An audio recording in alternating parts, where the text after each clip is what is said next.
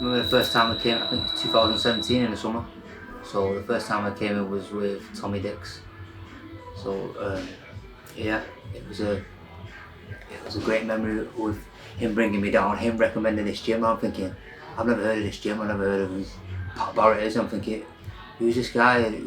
What's this gym about? And I came down, I seen Zettelfoot, I seen Linden, I seen Ben Mulligan, I seen like all these like up and coming prospects, and I thought this gym's like a proper gym. Like there's not many in the country that are like, it's like a proper, like, you want to call it a spit and sawdust gym, whatever. That's what Tommy used to call it. It's an old school gym. Like, you come in, you might not have the best of you don't need the best of equipment. You just need unrelentless work ethic and determination to make it to the top. You know what I mean? So yeah, that's my first memories. But at first, I started working with the pros because I got introduced to Pat first. So I started training with the pros, and then as I needed to get amateur fights, I started training the nighttime with the amateurs, then I trained the pros sometimes. So I'd be going back and forth throughout the week to get sparring sometimes in the nighttime, and then train with the pros the next morning. So it'd be a mixture of both. Like I said, it was you could see that it was a lot of work we needed doing. It was okay, and again he was referred to from Tommy Dix, a good friend of ours, God bless his soul, R.I.P. Tommy, who we miss, and he was a great guy, very knowledgeable, came to every show, and Adam was, when he turned amateur, there was something about him where I said, there's something about him that he's got this kind of unique style that I liked. Even when he boxed in the championship. Novices, yeah. Yeah. Even when he boxed in the novices, the up to the final. Yeah, semi-finals. Yeah. I mean, I thought he could have gone all the way to win them, and he only had a handful of amateur fights when he turned over pro. So, I mean, we matched him, and we matched him carefully, we matched him gracefully. We made sure that, there's no such thing as an easy fight, but styles make fights. And basically, it's who comes to fight Adam is, that's what the thing he was. And he's grown through to come from where he's at to be where he's at now, and including getting a title eliminator. So from somebody that's come from very little, now he's doing okay. His strength is still what he's got now. His movement is going for. He's got like this whole school kind of throwback style. Even the way he fights, he comes forward, he's aggressive. It sounds like a bit like I always say it could be like a bit like a Roberto Turan kind of style, It's got a mixture of, it's really hard, his defense is good. The way he's there, he gets stronger as the rounds go by. Do you know what I mean? He could do a 10-rounder now, because for some reason his speed maybe not be what it is, but his work rate is impeccable. His work rate is what makes him, because he's like what I call it unique. Is one-pasted, but as much as you can run fast, it's like it just keeps coming. It just keeps coming. It's like. And that's what he does. In the end, he catches up with you because he makes you work so much, he makes you think so much that there's no shaking him off. Do you know what I mean? He doesn't tire. Do you know what I mean? He's one-paced, but it just keeps going to the point that he grows into it, and then he can start changing things because you're getting tired. At that point, that was the Northwest final. That was like a bit of a breakthrough point for me, because no one expected me to win. Nobody expected me to do well in championships, because I never had that so-called amateur style. Like, it wasn't your typical what you see now with a lot of these kids. It'd just be like, I'd grind people down for 3 rounds and be hurting them to the body and head. So it would be like a pro style, but it'd be a lot more fast-paced, if that makes sense. Yeah, it was a mix of both from like early days, like I said, because I'd be training in the morning, training at night time, so it'd be a mixture of both. Do you know what I mean? So, but I was always setting like the way I liked the way the pros could pick the shots and take the time and like set things up, and like it would be much more clinical in things to do. Whereas in the amateurs, it's always like 100 miles an hour, 100 miles an hour. You've got to win. Like 3 rounds, you only got 3 rounds. So you've got no time to mess about. There's a lot of difference. No, because even though, you see what it is, the amateur style didn't suit him, because if he would have carried on in the amateur, he would have lost probably more than he would have won, because he was a bit what we call like a bit of a late starter. And then from the second round, you know, it's no point in telling someone to go and start fast when it's not them. Do you know what I mean? But as you can see, by the third round, he was nearly stopping kids in the amateurs. Do you know what I mean? And when it comes to like close decisions, that's what it was getting to. And he said, you know what, I'm wasting my time in the amateurs. So, you know, when he decided to turn over, you know, we worked on things, and we did a lot of things different. And even his first, second, third pro fight was great in how he performed. And again, up to this time, training was brilliant. Sparring was absolutely excellent. There wasn't, you know what, I was so confident going into this fight because of the way we had this camp. And then whatever and however he made the weight again, I'm like, I knew there was something was right, but it wasn't right when we was in the corner and I'm talking to him, and you know, the way he was performing, it was like he was stuck in mud. And again, I said, why do you do this to yourself? I mean, okay, the fight was that close, but in my eyes, I say you deserve to lose. If you lost, I would have, even if you would have won it and it was that close, I would have said, you know what, for how you trained and for all the work you did, I mean, I wouldn't have been happy with the win anyway. Mm-hmm. Do you know what I mean? But from that, you know, it doesn't make us give up, it makes us get better. Do you know what I mean? I believe in him, and I believe he can do something. And that's why he's still here. He's been with me from as an amateur. So what he's lost to, we all lose. You know what I mean? I know fights, I lost a couple of fights, and I said, it doesn't mean I wasn't going to go further. Do you know what I mean? Self has lost, it doesn't mean, you know what I mean? So it happens. This is the boxing game.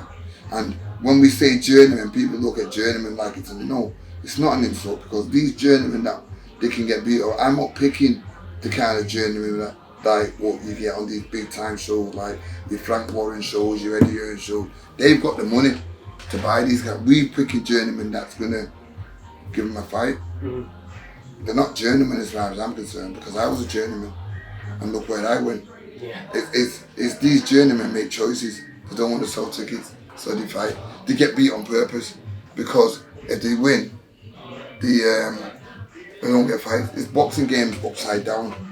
But I pick the ones that I know will have a fight. Oh, yeah, he's good in it. Like, he'll make you work. All styles make fight. See, when I see it is, when he fights what we call a prospect, yeah, from a journeyman, he'll do better with a prospect than he would do a journeyman. Because prospects today are not really what they are. Because when you look at their record and what they're fighting, who they're fighting, they're picking the fight. They don't want to get in with anybody. People fear getting beat. We get beat, we come back again better. We get beat again, we come back again better. Yeah, we have to learn about ourselves. It doesn't necessarily mean that we can't make it. It's what you do from the defeats that matter in life. Yeah, I'm not going to give up on a kid because he's lost a couple of fights. But if he loses them for the mere reason, for the same reason, yeah, and why he's losing them, because one is lazy. It's not what you do in here, it's how you live your life. Outside the gym. And if he's not living the correct life after it, then I wouldn't give up on him. I'd just get rid of him. Because you're wasting my time and you're wasting your own time. But because he doesn't do that, he lives a clean life outside and a good life. It's just that certain things he doesn't know. So it's for me to pull him in and sit him down and say, look, Adam, you can't walk around 2 stone overweight. You can't do it, mate. It's impossible. And you're not really a lightweight because you're too small. And you can't be this weight because of that. So you're going to have to learn to do super featherweight the correct way. And this is where we're at now. So now we're living a discipline, more focused, more intelligent, educated and communicating kind of life. It's just anxiousness and just wanting to perform well. We was all in the gym, we've been in the gym for we was in the gym previously for a year and a half. All I kept hearing from Pat was like, it's gonna finish, like, because all this COVID stuff was going on, and it was just about to start. And I think it was March 2020 it started. So we was thinking at the end of the year we might be able to make our debut. And then a couple months down the line, we're thinking maybe December, then maybe February, and we're thinking. Then finally, like a year and a half later, we had it. But the whole time we was in the gym learning, so it was like we knew it was coming, so we just trusted in what Pat said. So having that trust and that communication, I mean that's key between a fighter and a trainer. Do you know what I mean? I feel like in anything really, it's important. But yeah, that was the key. I remember just staying in the gym and being ready. Well, any boxer going in making his debut is always hard. Do you know what I mean? It's a changeover, but the style was already there. It's like putting a duck on water. You know, it's just gonna go and swim, and that's what he did. You know what I mean? He's already in the gym for all this time. This is what I'm saying. And what's more, that he does so, Adam is showing very, very good defensive work. And I think that is because in the gym, in that gym, he's working out the likes of Conor Burton, Zelfa Barrett and people like that. Yeah, we was all thriving off each other in the gym, and the gym was like buzzing at the time because we've been out for so long and no one's boxed, and we've seen Zelfa boxing in fight camp and seen Lyndon box behind closed doors, and we're thinking, when are we going to fight? When are we going to fight? So it was just that anxiousness and wanting to get out there and finally fight. A lot of these fighters that are getting out on Pat shows would not be getting out, you know, if it wasn't for Pat. Or there's hardly anyone. I don't know hardly anyone that's doing it like this regularly and this consistently, putting on 5-6 shows a year and getting lads out there like on a consistent basis. If you haven't got a top deal, or you've not won nothing in the amateurs, and you haven't won a top, won an Olympic medal or anything, no one's going to be rushing to put you on a show. So you've got to be grateful in a sense, and be appreciative of the opportunity that's given to you by someone like that who's giving you a platform and then letting you bring your support and your fans and let everyone see what you're about. It's giving you that chance, so it's on the fighter then to take that and run with it. But it's great for all the fighters. Schofield to keep an eye on him. Oh yeah.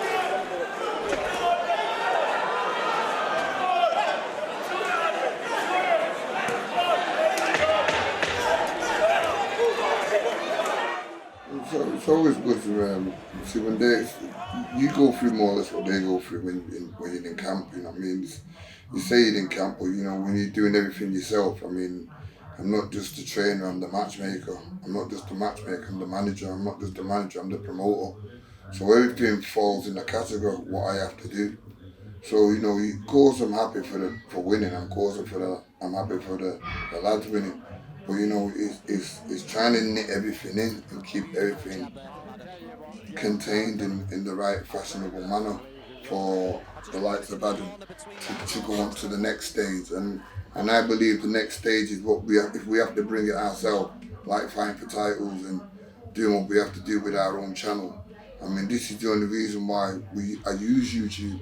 This is the only reason why I use social media. It's only because of what I need it to feed through for these lads, because they don't know how to promote themselves. So it just gives me an idea of what to do. It's not really for me, it's not really the way I like to go. It's what it is, it's about what I do. And it's not about what I do, it's what I do for these. So I mean, that really makes the biggest difference. And now Adam's fighting for the title. It's like, I hope one day that, you know, what we're looking at here is something great, what we can talk about in a year or two. The same way Zelfa and Lyndon and Matthew Ryan and other fighters that came in. People talk about Zelfa, Lyndon, but there's fighters before them that's come through this. So this platform, what we do, what they get to walk across, it can give them a career, but they have to draw a line and say, right, we can't keep fighting. We need to look for challenges now as we're going along, and that's what we're trying to get for them now.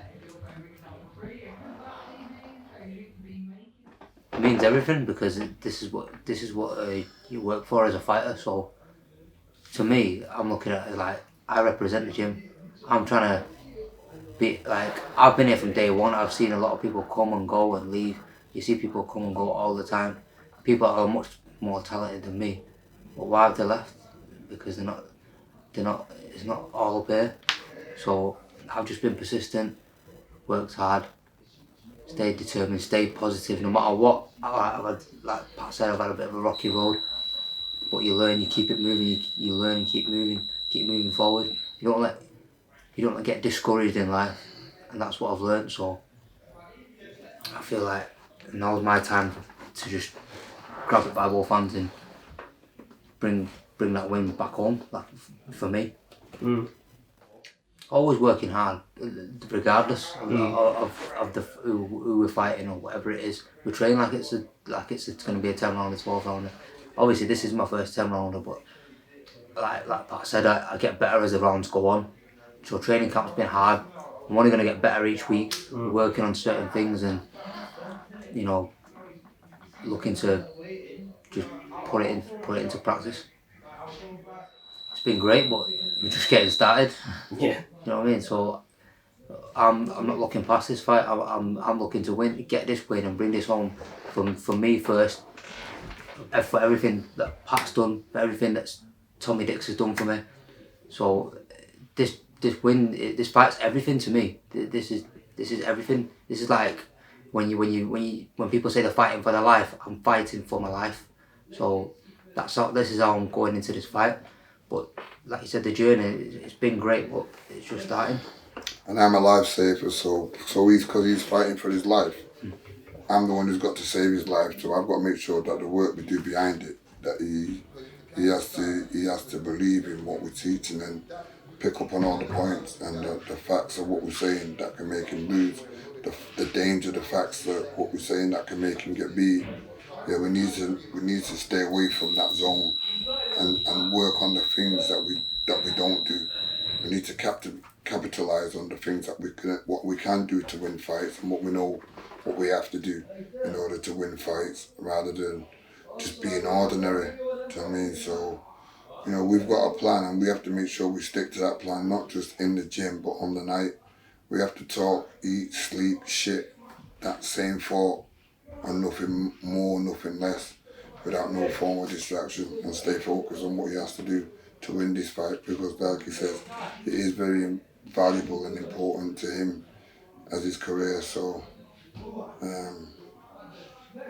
I'm just with Adam on that. He is fighting for his life, and that's what I'm trying to say. He wants to get into title contenders as a superweight featherweight. This is it now. He's gonna go on pat, without feet, not getting pat. Try it again, walk this out.